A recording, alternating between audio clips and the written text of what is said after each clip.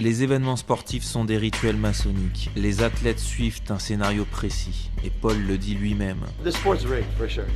100%. Et comme d'habitude, on a des indices cachés à la vue de tous. Paul is a LARP, qui signifie un joueur de rôle prédéfini. Et le script a d'ailleurs fuité sur internet. Et comme c'est écrit, le but était d'enterrer Mike Tyson.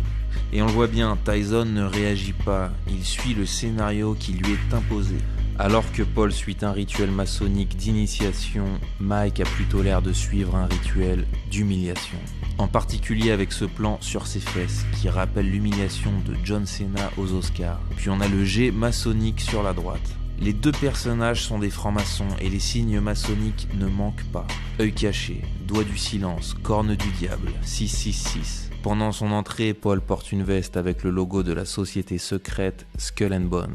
Il est né exactement il y a 333 semaines et participe au 3e degré de franc-maçonnerie pour devenir maître maçon. Le 3e degré est bien représenté avec le logo Celsius au centre du ring. 33 secondes avant la fin, le commentateur fait référence à Chronos